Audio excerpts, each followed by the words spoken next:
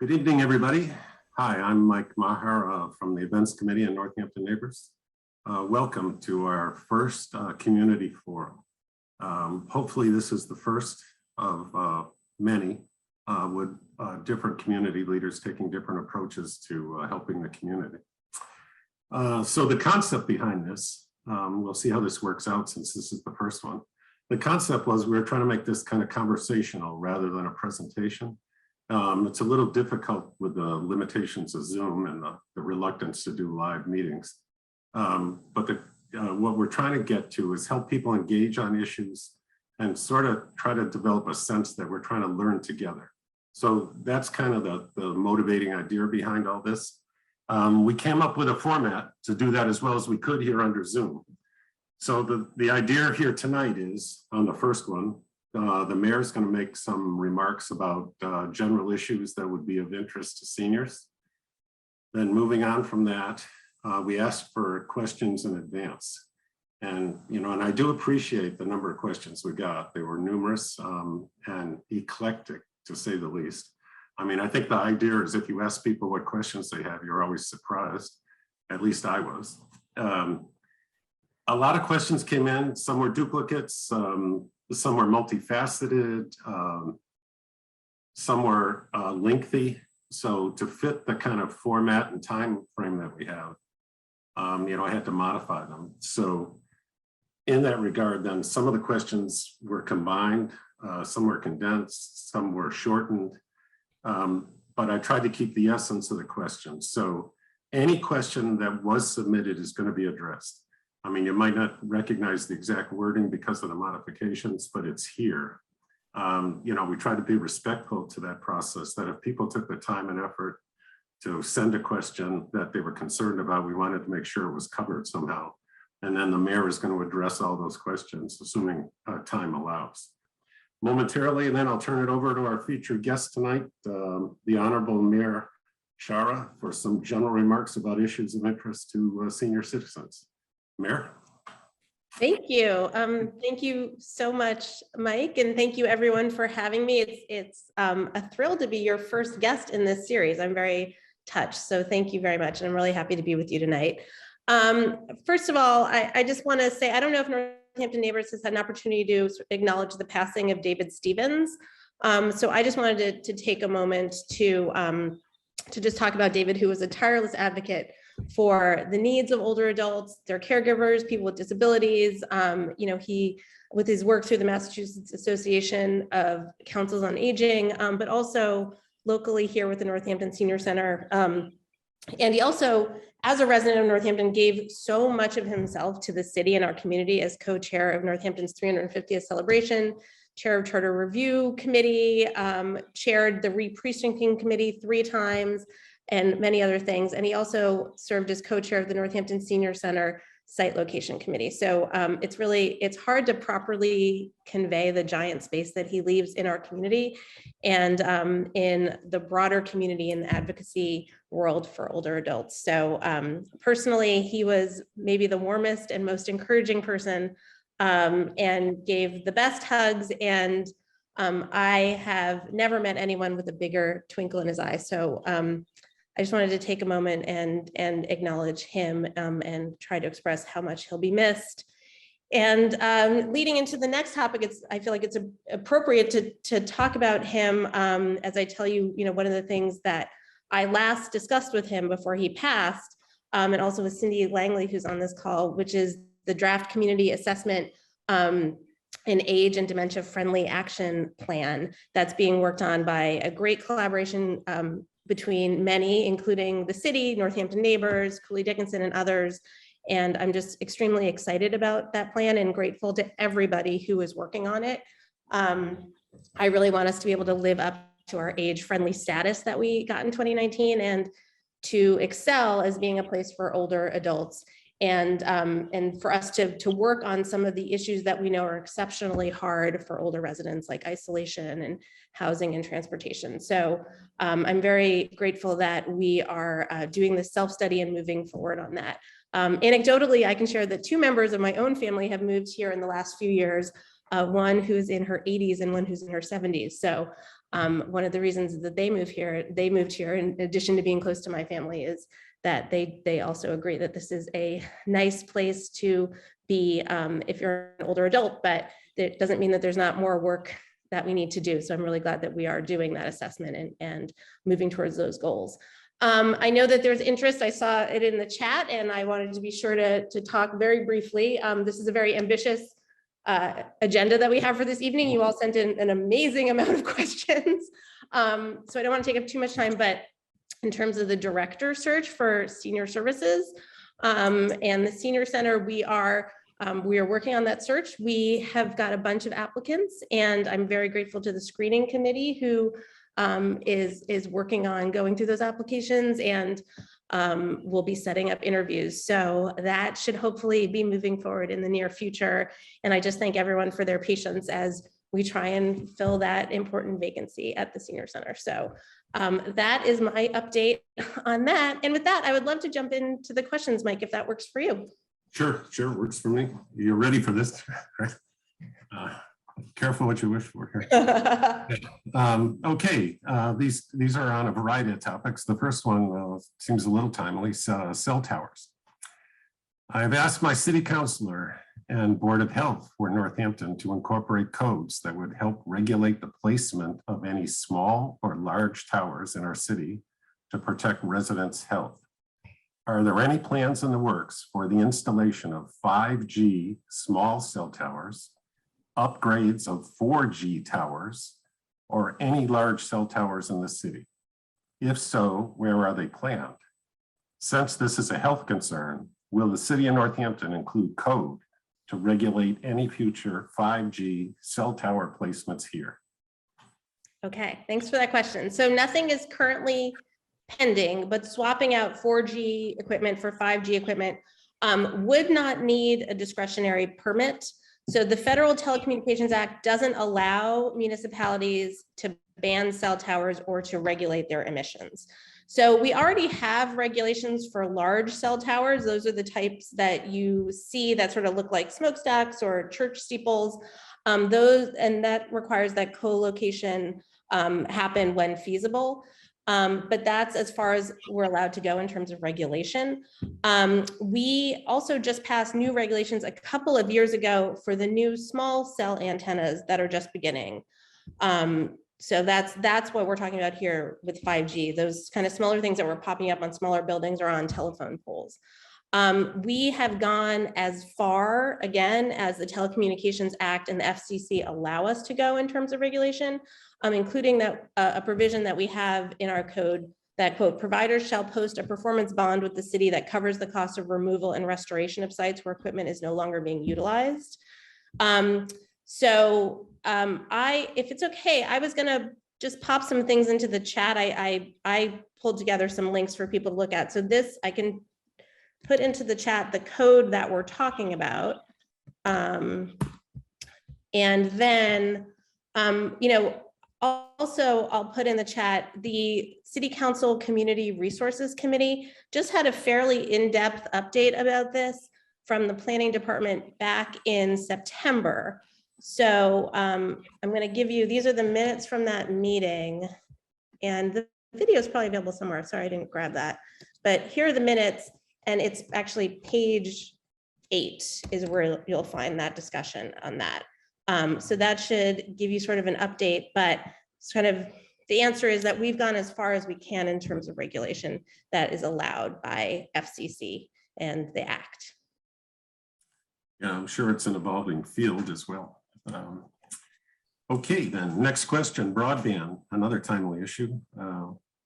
In the last election, voters overwhelmingly approved the creation of a municipal light plant as the first step in creating a municipal broadband network. Many other communities have done this successfully. Will your 2023 municipal budget include startup funds for a municipal network? If so, how much? How long do you expect it will take before a municipal light plant is created and the first subscribes will use it?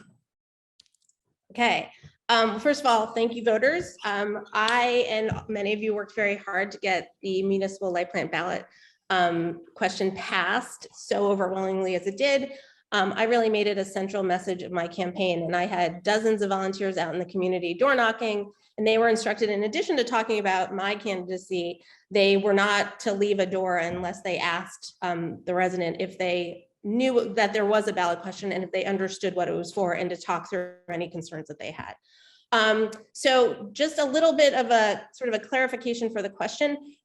Funding wouldn't actually appear for something like this. It wouldn't appear in the municipal budget. It would be it would be in the capital improvement plan. So it's not in the FY23 municipal budget that I just delivered to the council last Thursday. That is an operating budget. This would be a larger capital expense. So you wouldn't actually see it in there. But I can tell you an update on where we are. So the city is about to receive the feasibility study that's been developed by the contractor that we started working with, I think last fall, called Design 9. And at this point, we haven't allocated any funds because we are waiting to get the financial data and the projections that will be developed out of the results of this feasibility study. And the study will also be laying out sort of funding possibilities and have a financial pro forma for us, so we can think about both the expenditures, but then also how to cover them, and then the revenue projections for a broadband network. So nevertheless, the city has already applied for one state-funded grant for fiber construction that, if we were awarded, would be used to extend the existing fiber loop that we have. The city's been working on identifying state and federal funding sources that could be available for near future development. And in terms of how soon, the network could be up and first subscribers could start using it potentially in 2 to 3 years once we get it started. So from the funding available until, and then as we build it with a considerable number of subscribers, kind of getting online a little bit after that. So we are currently planning to extend the existing fiber optic municipal area network that we have. And that includes 2 critical infrastructure sites, which is our wastewater treatment plant. I'm sorry, our water treatment plant and the Glendale Road telecommunications tower. That is crucial for the city business continuity plan and our cybersecurity monitoring. So we are working on expanding that network while we are looking at broadband and how we would go about creating that citywide for the entire city. So that's a little bit on that. We were just awarded a community compact grant in the amount of $250,000, and that's to extend the city's fiber optic municipal area network. But again, we're going to get that feasibility study and start trying to plot out, look at it and see what it says, and then try to plot out how we can move forward citywide with broadband. Okay, sounds like a work in progress. Okay, next question, kind of a social question. City events list. Is it possible for the city to comply a master list of events online that people could access? It would be reminiscent of Hampshire Life, if you recall that. Currently, every organization individually circulates their own, and I think the question intended to cover government, entertainment, service organizations, all in one location. Yeah, that's a great question. And I do remember Hampshire Life, and I missed that as well. And actually, this is something that we have been recently working on and discussing. So we have a site called Northampton.live that already has a master list of all events that are happening. And so that's viewable online at Northampton.live. But we agreed that we felt like something was missing, that you didn't have that kind of print access or another way to see these things. So we've been working to partner maybe with the Daily Hampshire Gazette. We were also talking to the Downtown Northampton Association, Rhyme Digital, who does Northampton Live for us, and the city's economic development team are working to figure out whether we can still have that access on Northampton.live, but create another component to it. So maybe, a quarter-page ad or some kind of part in the Gazette, in the print edition, that gives sort of a digest of events, or gives some amount of events and then sort of drives people to Northampton.live for people to be able to see them. So that is something that we are actively working on. If you have other ideas of places where it would be good to kind of aggregate that information and have it available for people that isn't just an online source, please let me know. But go to northampton.live and you will see sort of that, hopefully what you've been missing. Sounds good. Sounds like a start.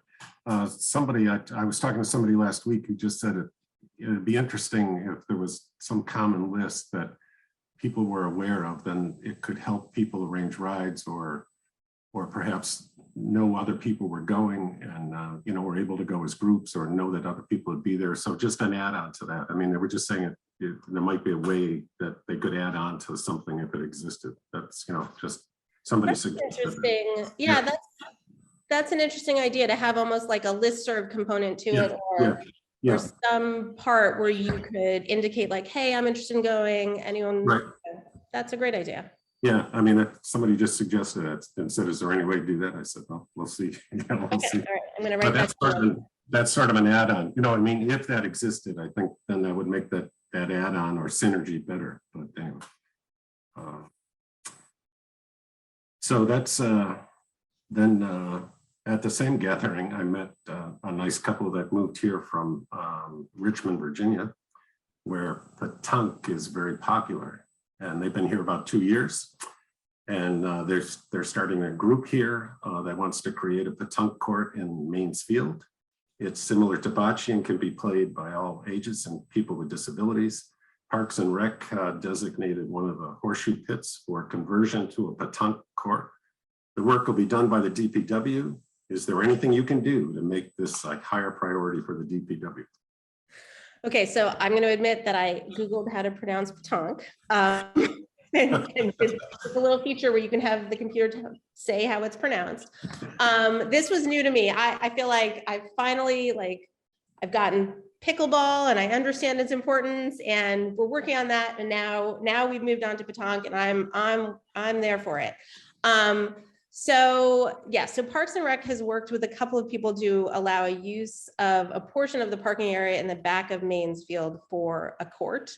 There were horseshoe pits there. And I guess that's also where bocce used to be played. So we do hope to convert one of them to a petanque court at some point.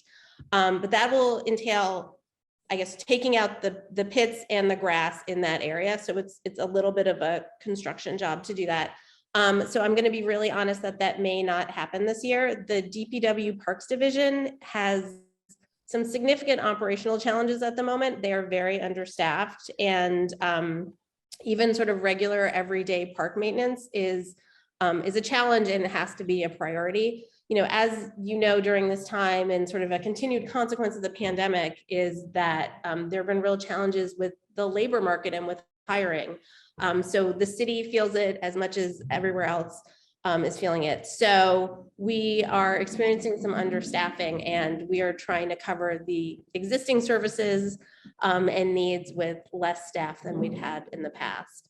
And there's also, additionally, there's sort of a large list of maintenance and other projects that have built up over the span of the pandemic. So it is definitely something that's on the radar, but I just want to be really upfront that I'm not sure it's going to be a priority that can be accomplished this year. But you've now officially put it on my radar, and I know how to pronounce petanque. So thank you. I know we're making progress. One thing at a time here. I'm sure they'll be glad, to hear your consideration, actually. And I know everything's a balancing act. I would just note they're a small but very determined group. That's all I'll tell you. Okay, good. Sidewalks, a couple of questions on sidewalks. So one is Northampton maintains an inventory of streets with a master plan that identifies those that are of a high priority for repair to bring the most critical up to acceptable standards for use and safety. Is there a similar inventory and master plan for our sidewalks and crosswalks?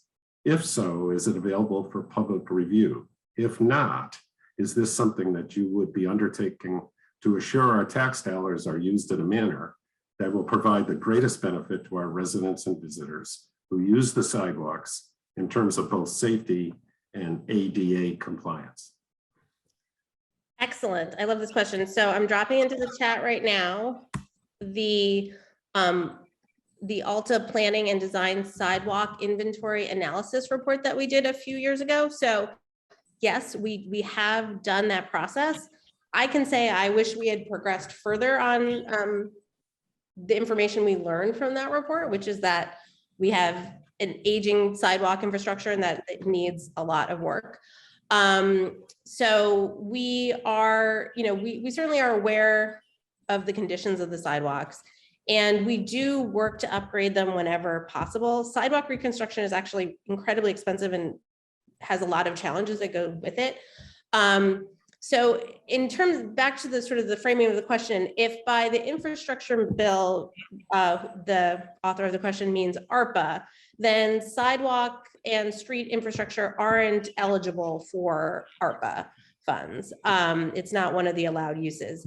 If they're talking about the bipartisan infrastructure bill, local sidewalk and roads are also not eligible for that funding.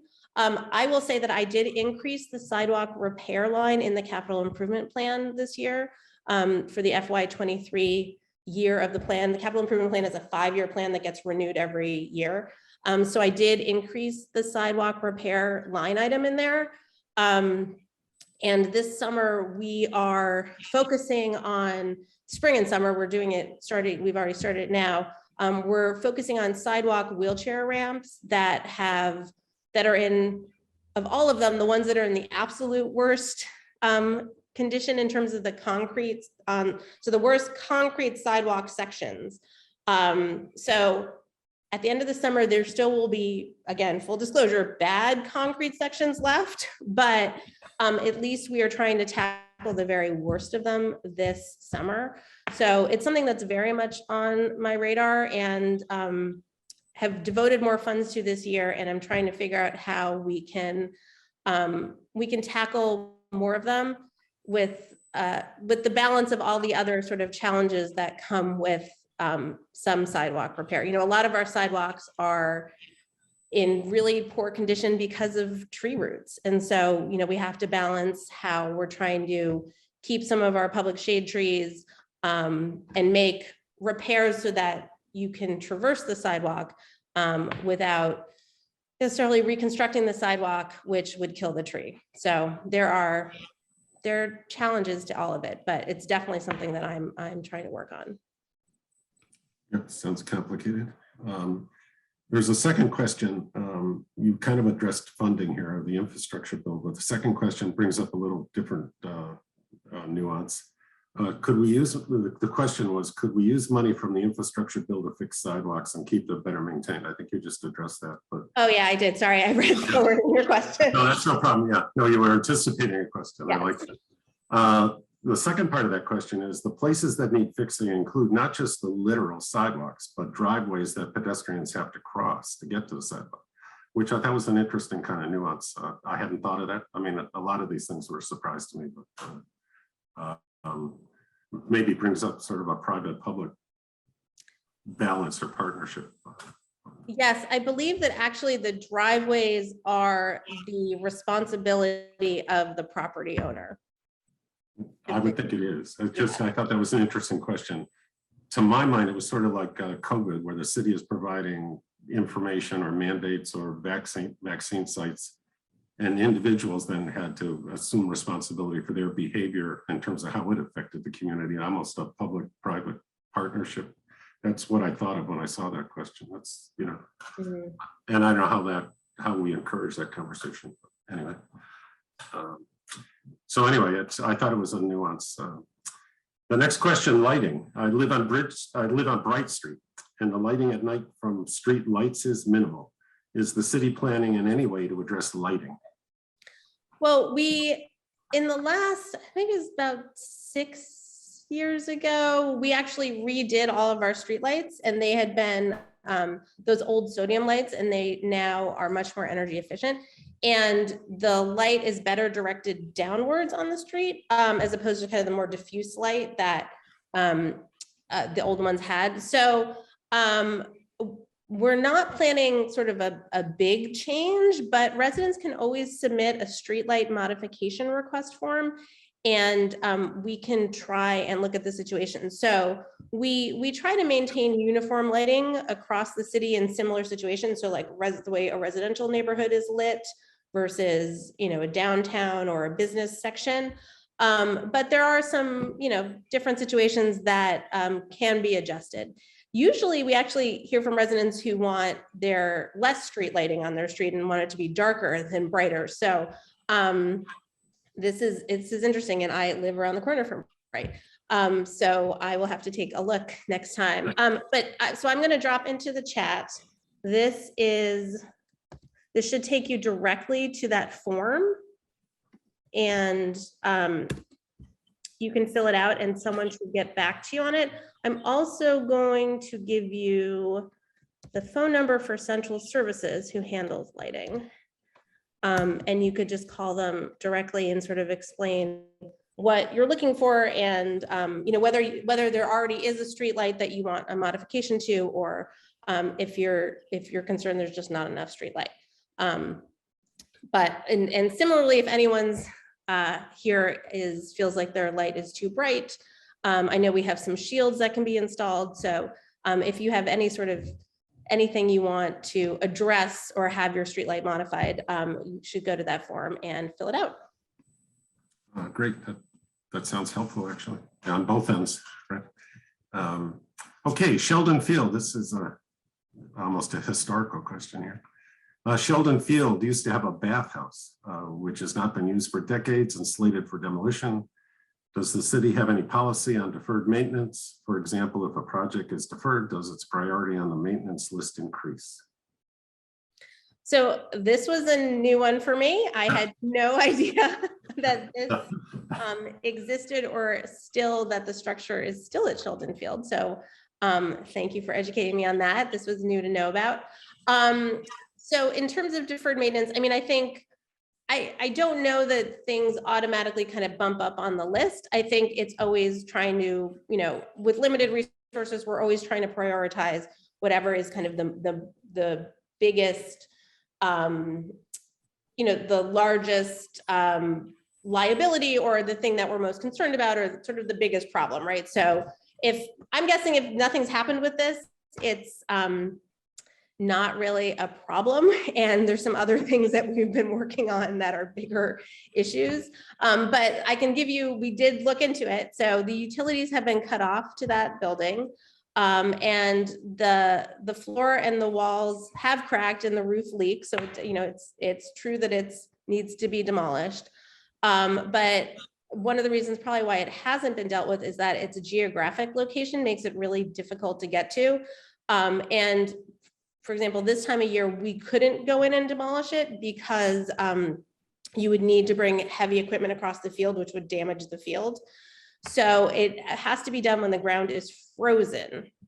So I've been told that it is on the list for the DPW to demo, but probably hasn't happened because it wasn't the brightest burning issue at the moment, and needs to be done in a very cold condition, apparently. So that's the update on that.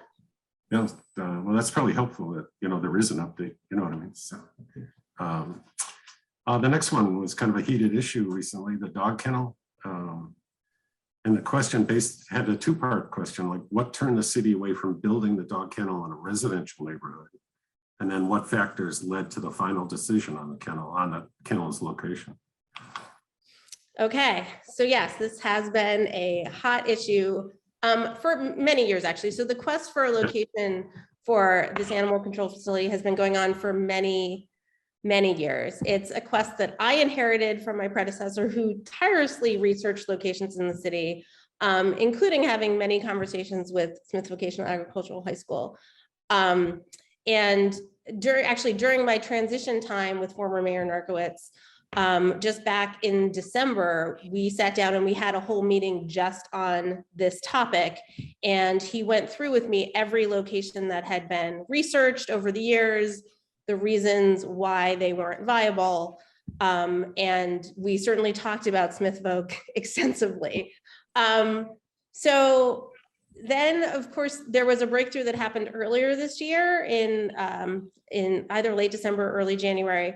on another location that the city had been interested in for many years, but had always determined it was the asking price was too expensive for the acquisition. And so that was the former Moose Lodge at the end of Cook Avenue.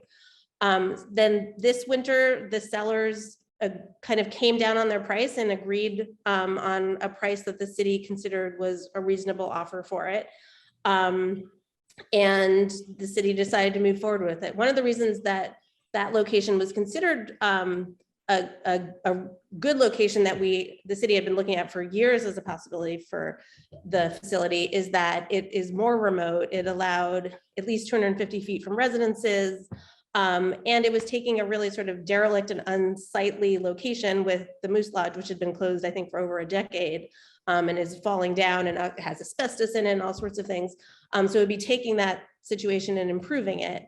And additionally, it would be preserving access to Fitzgerald Lake, which could potentially, that sort of access, people park there and go to Fitzgerald Lake from there. That access, if this was bought by a private development, could have been compromised, and certainly a lot of the parking. So people have been parking, trespassing on that property and parking there illegally. That access to parking would certainly have gone away. So, but it was a hard conversation, and some of the residents, not all, but some of them, a lot of them had really significant concerns, and we listened very intently to them, and we're working extremely hard to try and mitigate those concerns. But I can tell you the residents certainly, that were objecting certainly weren't convinced. So it was one of those situations that you wish you could just for like a moment fast forward a few years and sort of give everyone a glimpse of what it would really be like. But of course we can't do that. So we had a really hard conversation, and the council had voted to approve the purchase of that property for the animal control facility.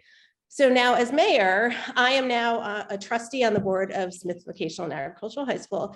And a few days after the council took that vote to approve the purchase of Cook Avenue, I was talking with another one of the trustees, and she had been reading about this whole conversation in the paper and how hard it was. And she suggested that now that Smith Voc was not renewing the lease with Greenfield Community College, their LPN program, which was in one of their side buildings, that since that change was happening, and that she knew that there was an interest in growing the companion animal concentration at Smith Voc, which would be using that building that Greenfield Community College was leaving, that she thought maybe that combination perhaps changed the conversation or maybe changed the dynamic. And she thought perhaps we could open up this conversation again, and she'd mentioned it to the superintendent and he agreed. So needless to say, I was shocked and wish this like confluence of events had happened a couple months earlier. It would have saved a lot of really hard times with a lot of different people, and just I think anxiety on many people's part. So once I kind of got over my shock, I reached out to the superintendent at Smith Voc to start the conversation. And we had a site visit there. We both sort of answered each other's concerns, and left being pretty excited about the prospect. So since then, the Smith Voc has now voted twice. They voted to sort of accept the plan and then voted to surplus the parcel. And the council is going to be voting to assign custody and control of that surplus parcel for the animal control facility. So, this is, it feels like a win-win. So we've already purchased the Cook Avenue property. That happened a couple days before I had this conversation. And so I've now asked the city council to surplus some of that lot for affordable or mixed income housing. I think it would be perfect for Habitat for Humanity units. We have been carving off a lot of units for Habitat, and I just did a ribbon cutting the other day on some. So we'll see if this, whether they have too much lot inventory now to move on this, but my goal would be for this to be all affordable housing, and something like habitat lots I think would be perfect. So again, it feels like a real win-win situation, because there will be some great housing in a beautiful location, and we also will retain that access to the Broadbrook Fitzgerald Lake Greenway, and hope to maintain some of that conservation parking that we know that people like to use to access that lot. So it's kind of a long answer, but it's been like a long saga. And so that's kind of what got us to where we are. But I think it's a great solution. And additionally, one of the things that I'm most excited about is that there's potential learning opportunities for the students at Smith Folk, because as I said, they're going to be expanding their companion animal program. And so hopefully there'll be some sort of shared opportunities for the students there as well. Yeah. Sounds encouraging, really. Okay, a couple of downtown questions here. What's happening with the Main Street reconstruction, and will there be a vote on this? Okay, so there have been many public meetings and community conversations, and actually community surveys that have been dedicated to the Main Street redesign project. So I'm going to drop into the chat. If you haven't looked at the what's called a story map for this project, I definitely recommend it. It's a gorgeous site that kind of walks you through the whole history of this project, the history of Main Street, and then talks about how we've gone through the whole process and where we are now. So so take a look at that. And so in terms of a vote, as I said, we've had lots of community conversation. Where it is now is we're waiting on Mass DOT to set their 25% design public hearing. So that is a public hearing that I assume it will be virtual, but otherwise it would happen here in Northampton. And anyone in the public would be invited to that. So when we know that date, we will certainly make sure that people are aware of it. And then that will be another opportunity to sort of weigh in on the design. Sounds good. Kind of a question related to that. Can you address how the new redesign for Main Street will deal with traffic? There's so much traffic that has to squeeze into the downtown area. How can we mitigate this? Is it better traffic light management, or provide more ways for folks not to use cars? Sure. Okay. So first, one thing we know is actually there's just a little bit, there's not much, there's just a tiny bit more traffic on the 2-lane section. So the 2-lane section between Strong Avenue and King Street, than there is on the 4-lane part between King and Pleasant and New South Street. So that's sort of like what we call sort of upper Main, and then what we call lower Main. There's not a lot of difference in volume, even though you have less travel lanes. So that's something to keep in mind. The traffic flow is metered by those two traffic signals, and the timing and the flow through the signals is what limits that traffic more than the number of lanes really do. So yes, it will be important to adjust those signals to make sure that the traffic flows well through there.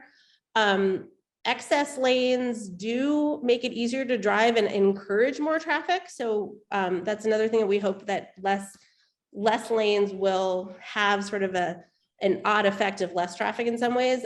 We're not projecting a real reduction in vehicles, but we're designing to maintain the existing flow. And we are not designing it for increases, because we don't think that there's going to be an increase. We've hired a parking consultant to help identify ways to increase parking vacancies on Main Street. Traffic congestion is often like you can, if you think about it, like you can identify with it, right? Congestion is often made worse by people who are either waiting for space or like are circling. We have a lot of people who circle around till they find that perfect space directly in front of where they want to go. Or with the angled parking, with people backing out of there. So it's not necessarily the number of parking spaces, but the availability of open spaces that make the difference in terms of that sort of traffic there. And then in terms of how we're encouraging people not to use cars or to use other forms of transportation, We've invested heavily and continue to invest in shared use paths, bike paths, shared cars, zip cars, Valley Bike Share, transit. As I said, we talked about how we're trying to do work on our sidewalks. So not, those other forms of transportation are not going to work for everyone and every trip. It only really takes a small increase in non-single use occupancy vehicles to help bring down that peak demand that we have, which is usually around 4 to 6 p.m. on weekdays. So that if we can shave that a little bit, it will have a real significant impact on the congestion. Yeah, I'm sure it's multifaceted. So another kind of related parking, there are concerns about the amount of people who are standing, sitting, lounging around the meter pay stations. Their proximity to the transaction raises safety concerns. Do you have ideas on what you can do to help town folk and visitors feel safer? If we use the app, can we rely on a consistent connection and no additional fees? What about those of us who are not so tech savvy? Yeah, so, any sort of vibrant downtown, including Northampton, you certainly encounter people who are sort of hanging around. We're not different, and those are public areas. So first of all, I will say if you ever feel unsafe, certainly if you're ever actually being harassed or there's something that is making you really concerned, you should absolutely use either the emergency number or the non-emergency number for the PD. The PD is also right around the corner. But the Park mobile app has been quite reliable. I've certainly heard of weird glitches that have happened, but generally it's been pretty reliable and easy to use. We don't get a ton of complaints about it. So Park Mobile charges a user fee and a merchant service city fee for each transaction.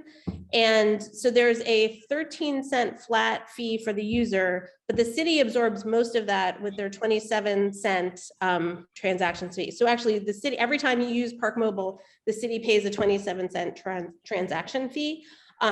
So the city is the one who's absorbing that fee, but we think it's worth it because the convenience, and we know that it certainly helped people with we get less ticket revenue because if you have the app, it reminds you about 17 times that it tells you when you've started the app, when it's about to end, if it's ended.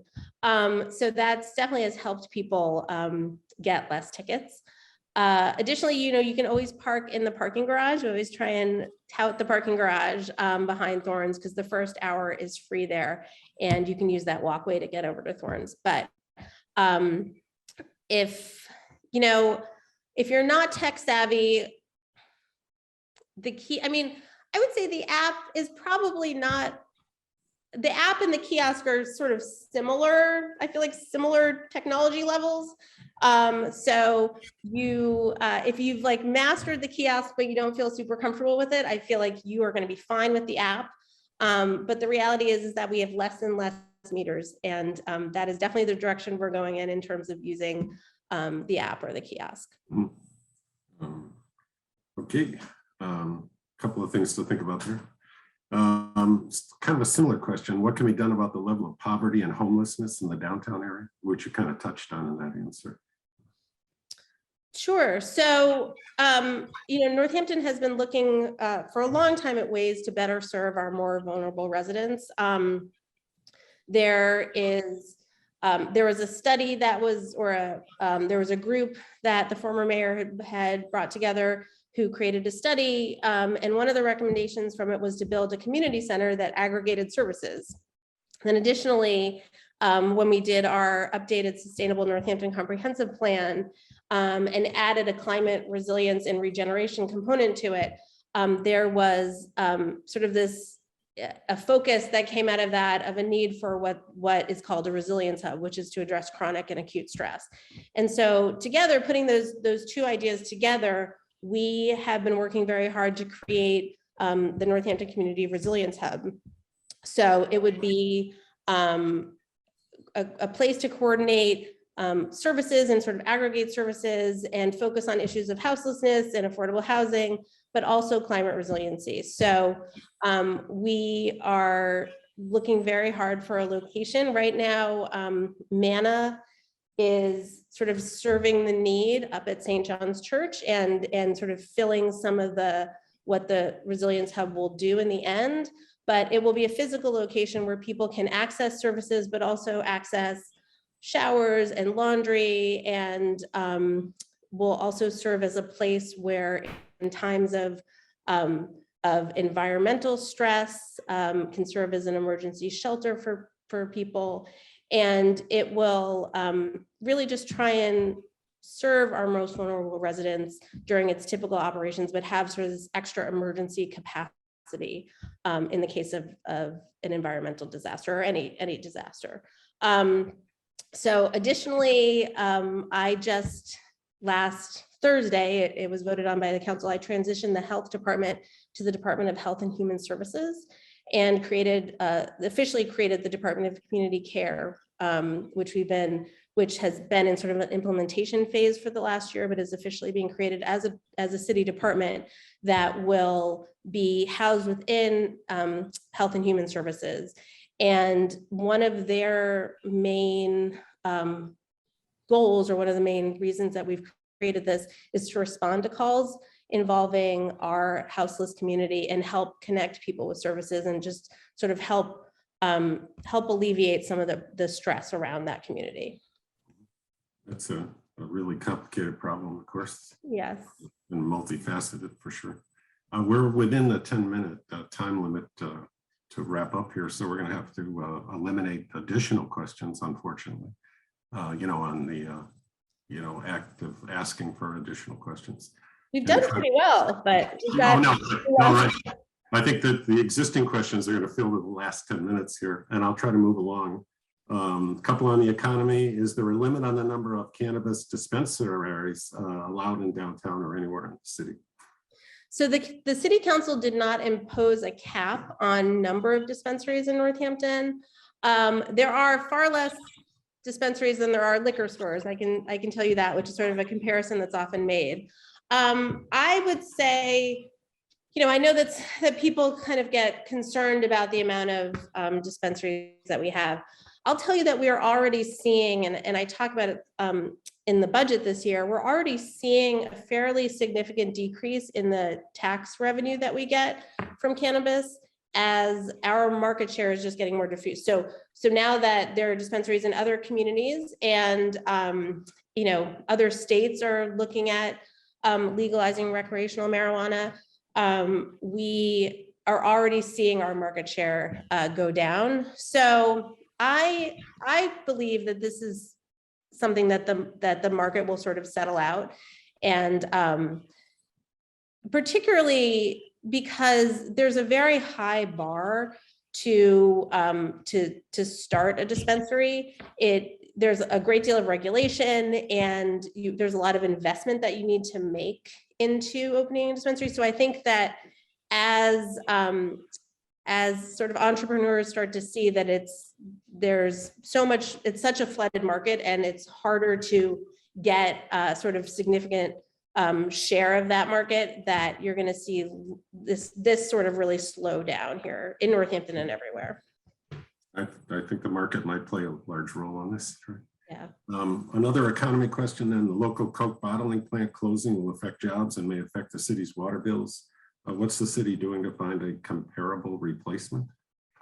So I just met, and a bunch of my team just met with representatives from Coca-Cola last Wednesday to discuss the plant closing and kind of get an update from them and try and figure out how willing they are to work with us. Mm-hmm. So they say when the time comes, they will work with us to actively market the property.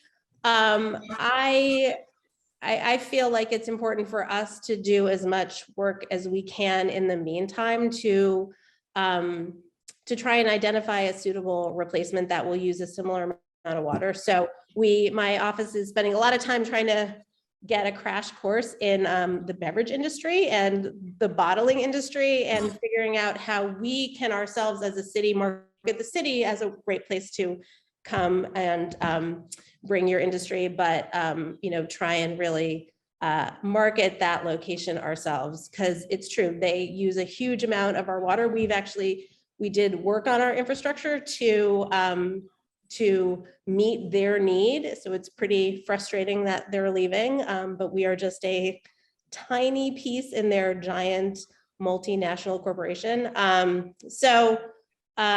We're working on it. My economic development team here in the mayor's office is actually giving a presentation in June to the economic development partners through the Western Mass Economic Development Council. We'll do a presentation on this because we're trying to kind of reach out to all of our partners and everywhere, and all of our connections to try and get help and figure out how we can find someone who can go into that location and use a similar amount of the resources that they do, because it will have a very big impact on our water and sewer enterprise. Yeah, I'm sure. An interesting, complicated problem. Moving quickly here into taxes, I haven't done a lot of significant renovations to my house, but property taxes keep going up in the last few years. Do you expect this to continue? A second question was, maybe we can combine them. Can you expand the taxpayer system for seniors on limited income so they could pay a percentage of their income? You can do both at the same time. Yeah, so about 70% of the city's revenue does come from property taxes. And they're based on a mathematical equation of two things. So it's the city's tax rate and the assessed value of your property. So the assessment of your home is not only based on changes or upgrades that you make. More often it's your value changes based on the market sort of around you. So it's based on the appraisal of real estate property values in your neighborhood. So every year properties get reassessed by the assessor's office, and that's based on the sale of properties similar to yours that occurred during the prior year within your neighborhood. So unfortunately, I would say yes. I think it will continue. Taxes tend to go up annually. It's how we provide our services. We have in the Commonwealth, we have Prop 2.5, so we can only raise 2.5%, but services and other costs, particularly health insurance, go up at a much higher rate than 2.5%. In terms of sort of relief, so property taxes are strictly prescribed by Massachusetts general law, and there are some exemptions that you may qualify for based on income. So what I would recommend, and I'm going to put, this is the assessor. The assessor's name is Mark Datro, and this is his phone number. I recommend that you call, and one, if you think that maybe your property's been assessed at too high a value, certainly call and he will look into that. But you can call and ask for opportunities or possibilities for reducing your taxes under the senior exemption. So there are some of them, and they would be able to help you determine whether you would qualify for them. Yeah, complicated subject. The last two are on climate. One is recommended changes are ongoing to our storm water levees and storm water pumping station in order to be eligible for complete FEMA certification. Given the possible significant impact of climate change on the city due to flooding, can you tell us what the schedule is for completion of that project?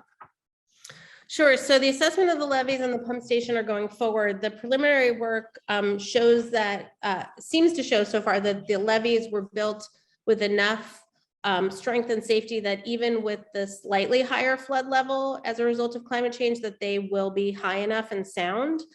I'm working with the DPW on getting the upgrades to the facilities done.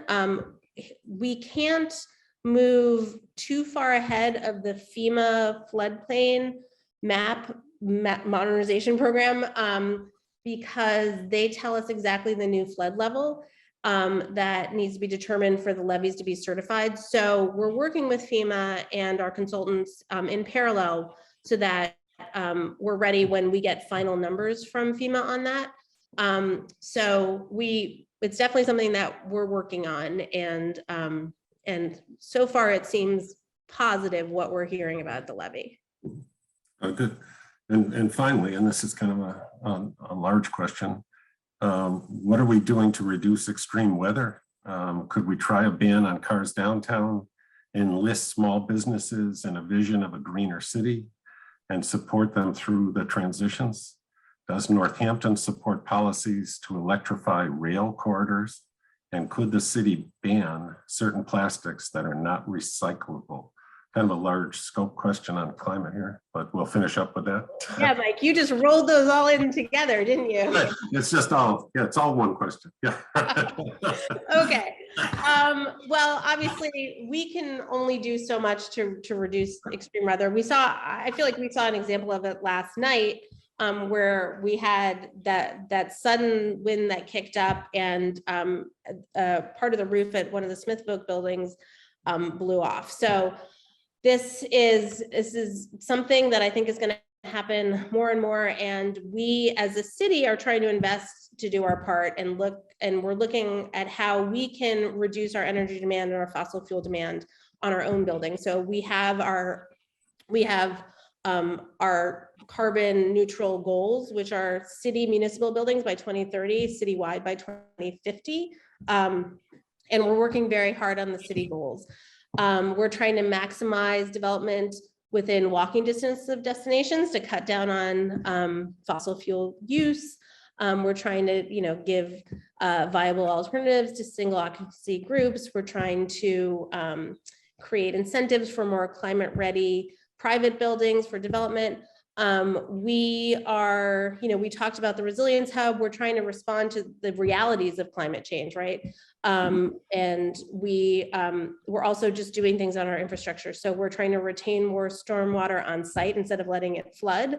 There's a project happening on Ice Pond right now that will help with the flooding there. The restoration of the old golf course on Old Wilson Road, which is now being used to kind of be open space that can absorb flood water. Let's see, what else did we talk about? Banning cars downtown is nearly impossible because Main Street, in addition to being a thorough street that gets you places, it's part of multiple state roads, so Route 9, 10, and 66. So would be very, very hard to accomplish. So we're just trying to, again, channel people into walking more and adding street trees downtown in the Main Street redesign, trying to create more space for people downtown and less space for cars. But we don't envision being able to actually stop any cars downtown anytime in the future. Okay, what else? Rail, did you ask me about rail? Yeah, there was we're not doing anything.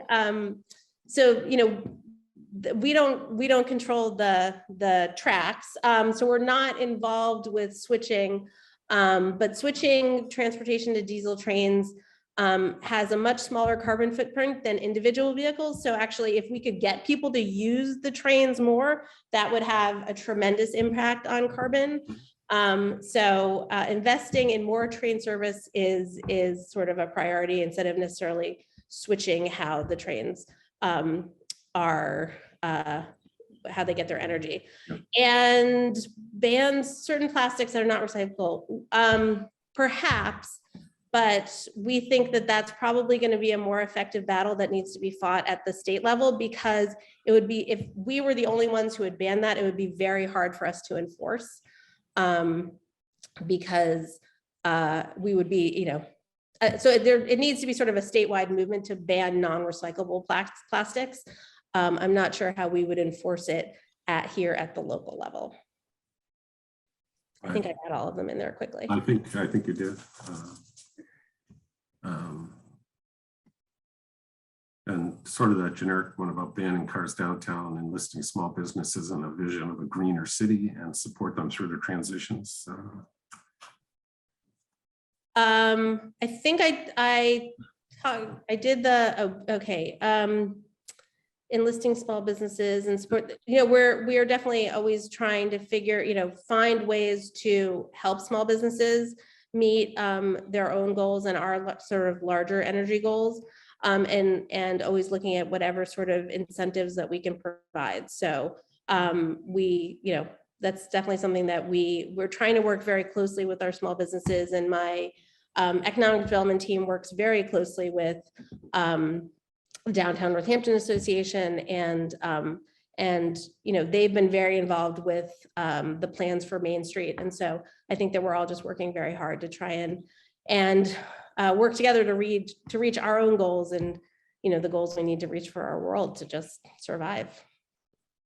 I know it's a really difficult question, and a difficult question to end up on, a multifaceted one as well. I feel badly about throwing all that at you at the end. That's okay. Yeah, it's difficult. A lot of these are very difficult. These were amazing. I just want to shout out to everyone. Those were amazing questions. Again, I learned a lot. Yeah. And I really appreciated them. So thank you. Thank you for putting so much energy into asking them and caring about your community and asking me about your community. And I'm really honored to be your first guest in this series. Do you know who's next up? No idea. We thought we'd see how this went, and then we go from there. And we're very encouraged. So. Oh, good. I hope I showed you a good time and that you'll keep doing it. Remember, we set out to just try to have a conversation and try to help people engage on issues and sort of have a feeling that we're learning together about how to handle this. And I think we accomplished that, tremendously, actually. That my definition of this would be, it was a conversation, which I thought it would be very hard to arrange, actually. So I'm very pleased, very encouraged, and we can move on from there. And I do appreciate your cooperativeness and responsiveness, and help both you and your staff pass that on, please. I will, absolutely. Thank you. And, this was a great start to a program that hopefully will continue in a number of different ways here. So thank you very much. And that's great. Sorry to burden you with all this, but you seem to respond well. So that also encourages me. So I'm very happy to be here and talk. Yeah, no, I'm sure you are. Thank you. Thank you very much.